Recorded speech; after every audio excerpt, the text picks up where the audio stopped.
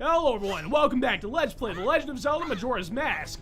In this episode, we're going to be making our way up through the Stone Tower, and then through the Stone Tower Temple, but I'm not sure exactly how much we're going to do in the Stone Tower Temple itself in this episode. But I want to go ahead and say, first of all, before I explain this puzzle, I guess, is that I'm now in my dorm at college, so if the acoustics sound any different or anything, that is why. But yeah, speaking of puzzles, that is pretty much what we are in the middle of right now. We are going to have to play the Elegy of Emptiness. You're supposed to play it 9 times before the end of the Stone Tower, just in this one little room that we're in right now. But I have a way around that. Might as well go ahead and examine this Beamos as well while we're here. I don't think that we've examined the Beamos yet. Actually, now that I think about it, I think we might have. There's not really too much point in examining the Beamos or really learning anything about them, because there are not really that many in Majora's Mask, unlike Ocarina of Time, in which case, or in Ocarina of Time, you might remember from that game that if you throw a bomb at a Beamos, that is probably the easiest way to take them out. But yeah, I might as well go ahead and examine or explain this puzzle that we're doing right now. And the way you're supposed to do this is to push these switches down in the right order. So in this first set, what you want to do is press the middle one, the top one, and then the lower one.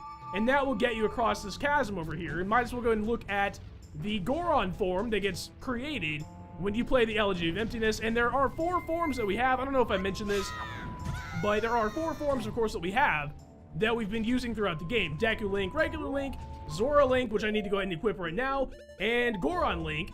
All of them you can make statues with, but the Deku form is not heavy enough to weigh down switches. So we're gonna have to use our Zora form, our Goron form, and our Link form, our regular human form, to weigh down all these switches and get across. Now, I think this puzzle is a little bit tedious, because once you know what switches to press, you just have to play the Elegy of Emptiness in the right spots, and that's how you do it. But here's the Zora form, by the way. I think what I might as well do is go ahead and cut out the, not exactly cut out, but I'm gonna go ahead and maybe edit this a little bit. But first, what I want to do, I guess, before I start that, is show you that if you get up here by using the hook shot, which you're gonna have to use the hook shot and the ocarina quite a bit in this area, but if you press 3 switches down, all the 3 switches in the right order, this little bridge will be created and you can get across. Now, before I go ahead and meet you guys at the top, I just want to say that this second set of switches, the way you're supposed to do this is press the middle one, the lower one, and then the top one. So, knowing that, I will meet you guys at the top.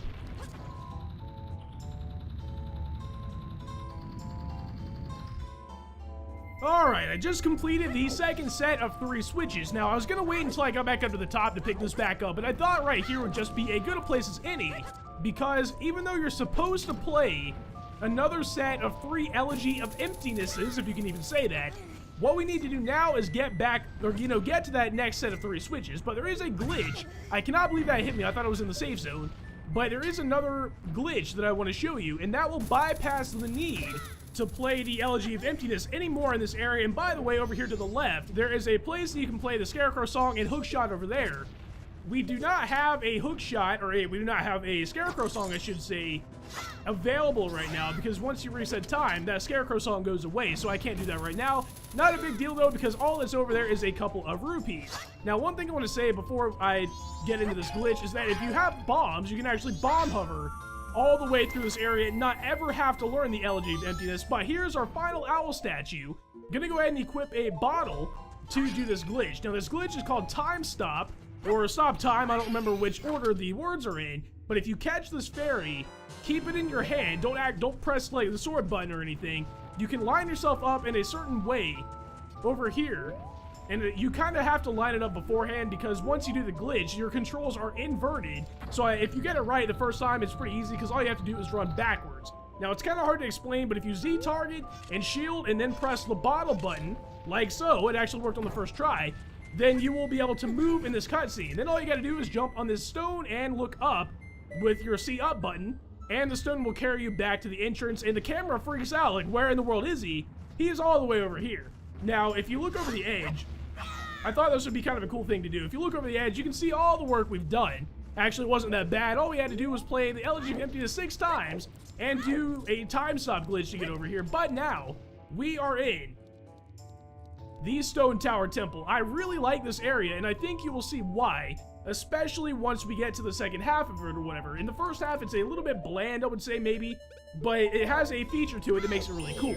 Now, if we take out our arrows, of course, we can take out these dragonflies fairly easily. I'm not actually sure if those are dragonflies or a different enemy. I guess I could, you know, stop shooting at that one and I'll be able to examine it when we get over there. But if we shoot that eye statue, or eye switch, I should say, a treasure chest will appear in the middle here, and that will have a stray fairy in it. Now, getting the stray fairies in this temple is a little bit of a pain because of the way the temple is set up, and I don't want to really spoil that, so I will keep that to myself for the time being. Just be careful if you're going for the stray fairies in this temple, because if you don't know exactly what you're doing, and I'm not even sure if I do, you'll have a headache basically by the end of this. But anyway, I want to go ahead and examine this just to see if it is a dragonfly, and it is a dragonfly. I should have known just by looking at it that it was a dragonfly, because we've seen those back, or we saw those back in the swamp, so I should have known. But in this area, what I like to do, first of all, is go ahead and take out these bomb shoes, because there are some boxes that we're going to need to carry, and I think they might be able to blow up the boxes, and we do not want that to happen, because it will save us a couple of plays on the Elegy of Emptiness. And even though the Elegy of Emptiness is really cool, playing it over and over is not exactly cool, but we need to bomb this area right here. Actually, you know what? Might as well go ahead and use the blast mask. I know people have been wanting me to show it. All it really does is blow up. I mean, there's nothing really special about it. But I finally remembered to use the blast mask. I hope you guys are happy about that. I really do like the blast mask, but for some reason, I just always forget that I have it. And there's not really any reason for that. It's like a free bomb. So I should have been using it pretty much all along. And now I'm rhyming, so that's pretty cool. I can't think of another line.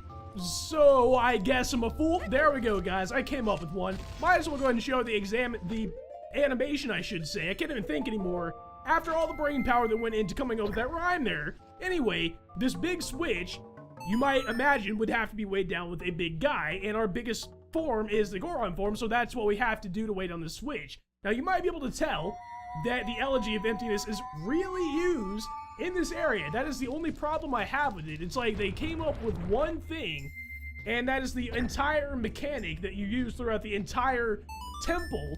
And if I'm being really honest, like, if it not for the twist that comes like halfway through, I think it might even be my least favorite temple. But that twist, I don't want to spoil it, like I said, if you've never played the game before, that twist pretty much makes up for the entirety of the kind of boring first half. But anyway, now that we've opened that gate right there, we've weighed down all the switches to get through there, we are now in the courtyard, and we need to go ahead and take out our bombs. I don't think a blast mask blast would work for this, and I guess that's a good thing that bird just flew into that, because I didn't have to wait for the timer to go off, but it's not like this is a speed run or anything, so I guess all that really happened is that I'm going to take damage. But if we shine our sun on this block, of course, it will disappear, and you might also remember... Alright, sorry about that, guys. Now, I don't know how that's going to work out in editing, but anyway, you know, sometimes when you're in college, the roommate situation, or just like the fact that you don't have like your own personal recording dungeon, means that there's going to be a few interruptions, so I will edit that out for you guys. But anyway, over here, there is the dungeon map. Now, I think I was about to say, before that happened, that the Goron mask, of course, is invulnerable to lava, so that's what I'm going to use, or that's what I did use to get across the room. Now, we need to go ahead and take out these armors here. I like to throw bombs, because why not, right? Because everyone loves bombs. But yeah, these bombs will take out the Armos. I guess I didn't want to take out this one over here, so we're going to go ahead and punch this one to death. But what you have to do, or you do have to do that, and I love how they drop bombs, but you have to do that to get this treasure chest to appear right here. And this treasure chest is actually required to get through the temple. So I think it's kind of weird how they decided to make it so where you have to kill all those Armos just kind of randomly in this room. But one other random thing is if we look up here with our hook shot, there is going to be a hookshot target on the wall or on the ceiling or whatever, and there's another treasure chest up here. And in this treasure chest, there is a stray fairy. So, you guys might remember how I was saying that the stray fairies are a little bit of a pain to collect in this temple, and that is one reason why. Just from right there, you can see that the stray fairies, first of all, are in sort of hard to find places in random rooms. But not only that, really, like I said, halfway through there's sort of like a little twist. And that twist makes some of them unable to be collected at certain times, and some of them able to be collected at that time. So that might not make much sense right now, but we will get to that. Now in this room right here, you want to be in your Zora form, I should say. You can get this Dexa hand over here to grab you and throw you up on this platform, which I'm not sure if this is how you're supposed to do it. But I tend to believe that that's how you're supposed to do it, because I think that way it's actually a fairly clever puzzle, and for that we get a key. Now you could also probably Zora dive up here, but anyway, we need to go ahead and throw a bomb right here because that will activate that crystal switch. which will make a treasure chest appear here on the other side, I should say. And we have to get over there eventually, because there is, guess what, a stray fairy in that treasure chest. Now, we don't have a way to get rid of that sunblock that was right next to it, because there is no sun next to that treasure chest, or next to that block that we can shine on it. So we're gonna have to make our own sunshine eventually. Now down here, there are a bunch of mines, but if we activate our Zora shield or whatever, we should be just fine. Now, I'm a little bit more worried about that Deku Baba, but I think we'll be okay. But that switch right there will make that treasure chest appear right there, and you might notice that it is upside down. So you might be able to tell what that twist is going to be. But if you still can't, I don't blame you, and I will still not spoil it just in case, because it is really cool when it happens for the first time. Right here, we're going to be doing sort of a new little mechanic, I guess. Actually, I forgot about this eye switch up here. I'm pretty sure that frozen eye switch up there will activate yet another upside down stray fairy treasure chest. I guess I'll see.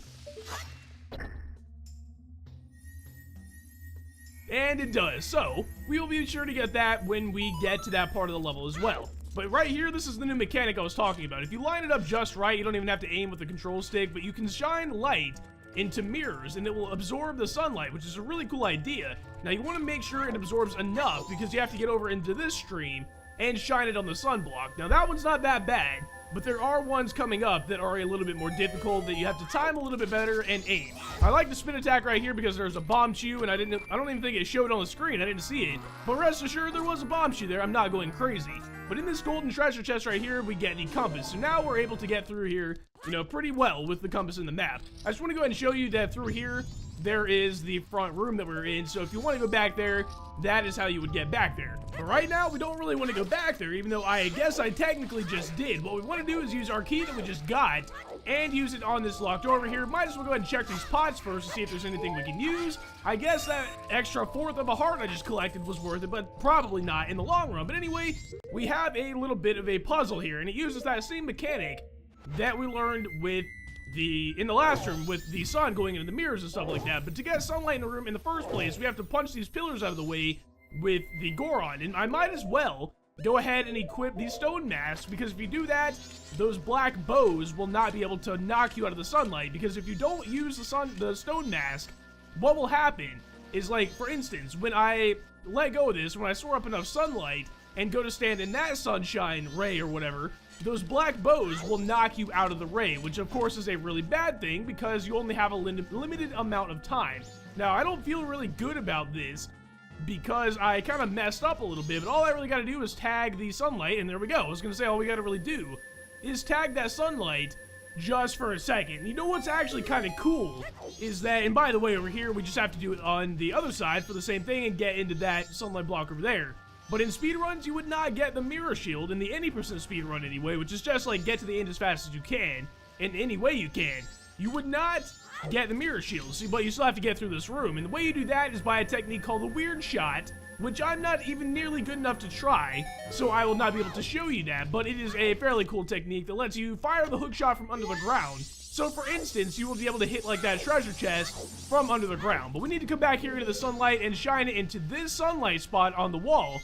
And if we do that, a treasure chest will appear that will have a stray fairy in it. So there are 2 stray fairies in this room that are not that bad to collect, but if you didn't know which sunlight block to hit on the wall right there, I guess you would be sitting there for quite a while. I don't think there are any downsides to not getting the right one, though.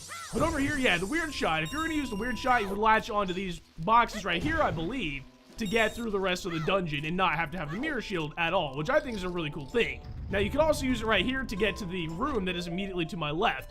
But what we want to do now is use our Goron form. And the reason we want to do that probably would have been a better idea to put it on before I jumped in the lava. We need to smack this switch right here and get to the other side of the room to depress that switch right there. Now that switch is going to make yet another stray fairy chest appear. But this is kind of a notoriously difficult. I guess I just need to stop talking now because I got it on the first try. But usually, like, people don't think that's a very easy one to get. It's kind of hard with all the obstacles in the lava and the amount of time they give you. It's like just enough time if you do it perfectly. So I guess I got kind of lucky there. But yeah, that one's not that easy, even though it looked kind of easy. But this room actually has another little mechanic. I really kind of regret saying that this was a boring first half. It's really not. I guess I was kind of sour on having to play the Elegy of Emptiness so many times. But there's a new mechanic here. This one is actually going to use the Deku form. Before we really get to show it, though, I have to collect yet another stray fairy, and that is over here to the left. Now, there's a pile of rupees here. I wish I had remembered to deposit my rupees in the bank or whatever before I came here, because that would have been a fair haul of rupees. But if I can roll just right, I actually didn't think it was gonna work. But if you jump on these like hot air things, what is going on with the camera right now? I cannot move the camera, I can't even see. That is completely not even fair. Like, it's locked in Z targeting mode or whatever. You're supposed to be able to move the camera behind the Deku. Otherwise, this is impossible. So I don't even know if I can get back here without, you know, just doing it this way. I think I'm gonna be entirely surprised. You know, that was actually closer than it should have been. I don't know what was going on there. But anyway, what's supposed to happen is when you hit these hot air blasts, you get your flower flyers back or whatever. So you can extend the length of your flight by flying over these. And this is exactly what was supposed to happen the first time. I don't know what was going on with that camera. But the one obstacle really is that bomb shoot right there. Unfortunately, I failed yet again. I actually think I might have gotten closer without being able to see the room with the camera stuck behind me or whatever. But yeah, that bomb shoe, you gotta be kind of careful, because if you fly anywhere near it, it will knock you down into the lava. And since we're a Deku right now, you might remember that the Deku is kind of the opposite of the Goron. It will burn completely if it goes into the lava. Now, I don't feel really good about this one either. Now, we just barely got that, so that's really good. Now, that was kind of bad. Like, you're supposed to not go through the side like that, I don't think. It's not that you're not supposed to, it's just that you have a smaller chance, I would say. Might as well go and take off our Goron, our Deku mask, though, and equip the hook shot, because the hook shot is going to be our best friend in this upcoming fight. You actually don't even need to use it, but I feel like it makes it a whole lot easier. But this fight right here, this room, is going to be the introduction of a really cool enemy, one of my favorite ones in the entire game. It's really more of a mini-boss, especially when you consider the really good item that we get from it. I want to go ahead and shield this and examine him. This is the Garo Master. We cannot fight him like an ordinary Garo, just dodge those swords. We're not really going to have to worry about that too much. The way that I'm going to do this, not off to a really good start, you want to go ahead and shield if you're not going to be able to get off his hook shot, and the hook shot is going to be the way that you stun him. And if you stun him, you can usually get him with your sword. Now, like I said, I'm not doing too well right now, but when he does his little lunging attack, this attack right here, you can usually hit him with your hook shot. Unless you're me, then it just won't work. But yeah, that's the general idea for this. Usually, this works. I promise you guys, this is actually a fairly good strategy that I've seen a lot of people use. But I guess I'm just like, you know, like the Let's Play Curse. I think I've described the Let's Play Curse before. Definitely does not agree with me on many fights or many games. And I think it was way worse than Kingdom Hearts. But anyway, not too bad of a fight, I guess, is the gist of what I'm trying to say here. Especially since, even though I haven't made it look easy, it's not that hard to stun him. And he doesn't have that much HP. And I guess that shows exactly how little HP he has. To think I could be defeated. Although my rival, you were spectacular. I shall take my bow by opening my heart and revealing my wisdom. If you shoot... Guys, I have to apologize. I actually skipped the text once again. I wish they would make it a little less easy to skip the text. I guess I'll tell you what he was gonna say, since I'm pretty sure. He was gonna say to shoot the jewel. There's a jewel in front of the temple that we have to shoot with the item that we're about to get out of this treasure chest. And if we do that, we will get to that twist that I've been talking about. But this item is the light arrow, which of course is probably the best arrow in the entire game, and we will have to use that pretty much immediately to take out... Actually, there's an enemy coming up that we're going to have to use it on, but not only that, we're going to have to use it to flip the temple. I guess I'll just go ahead and say that, but I'm not going to explain it. Anyway, here, there is a sort of a new enemy, but it's really an old enemy with a new tactic. He just wears a mask that you have to pull off with your hook shot. But here, there's a switch on the floor that we can hit by using a bomb that will activate a treasure chest down here, and this treasure chest will have another stray fairy in it, so make sure you grab this. Now, I'm not entirely sure, actually I'm not sure at all, but I think the room we're in right now, after we shoot that jewel, will have the door to the boss in it, so I don't know why it doesn't right now. I mean, I don't see it anywhere, but the twist in the temple, you know what, I'm just gonna go ahead and say it. We're gonna get there eventually in like 5 minutes tops. When we shoot that jewel on the front of the temple with the light arrow, it will flip the temple upside down, and every room is kind of, you know, it's the same room, but different because of the way, you know, it's upside down, and they kind of built the temple around that. The room we were just in, I'm pretty sure it has the door to the boss room in it somewhere, but here is an Igor. He says, or Tattle says that we should pay attention to changes in his eyes or whatever. All I really do is throw bombs and shoot light arrows at him. I don't even have light arrows equipped. And since it doesn't look like bombs are doing anything, which they usually do, might as well go ahead and equip some light arrows. Now, light arrows are a very easy way of taking out this enemy. I'm not sure why they made it quite so easy, especially since we did just get the light arrows. Maybe this is supposed to show us the power of the light arrows. I'm not even entirely sure, but all it took was 3 light arrows. So that was not a very hard fight at all, and I believe we'll have to fight one of those one more time after we flip the temple upside down.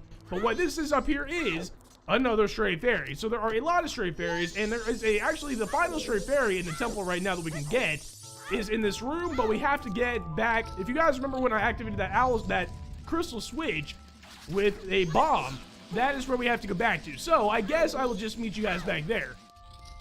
Alright guys, here we are back in this room, and now that we have light arrows, we can just go ahead and shoot the sun block instead of having to shine sun on it, so it works exactly the same way. So that's kind of cool and opens up a path to that treasure chest. Now here's a BMO, so I wonder if I can get to the treasure chest without getting hit. Unfortunately not. That would have been kind of cool. But in here there is a stray fairy. That is our 9th one. There are only 6 left to collect, but the final 6 are a little bit more difficult. But I don't know if I explained the functionality, the secondary functionality of the Song of Soaring. If you play it in a temple, it will warp you back to the entrance. So while it's not much of a lifesaver, it can be a time saver. Especially like if you don't have anything else left to do in the temple and you just need to get back to the entrance of the temple. But we do actually have a lot left to do in this temple. What we need to do now is move that middle block, because there is that jewel that we talked about earlier, and that is not the way we need to do it. I'm actually not even sure what order we need to hit these switches in to get that middle block to move out. I guess I will just fiddle around with this, and I'll see you guys in just a second.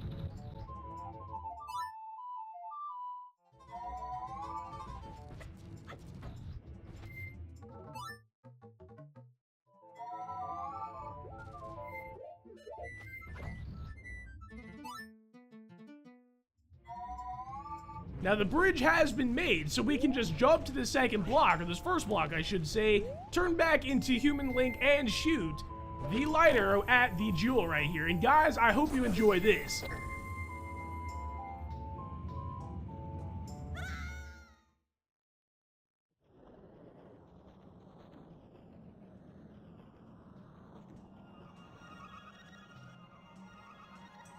We are now in the inverted stone tower, and in the next episode, we will take on the inverted stone tower. I want to thank you guys for watching this episode of Let's Play The Legend of Zelda Majora's Mask, and I hope to see you guys back for the next episode.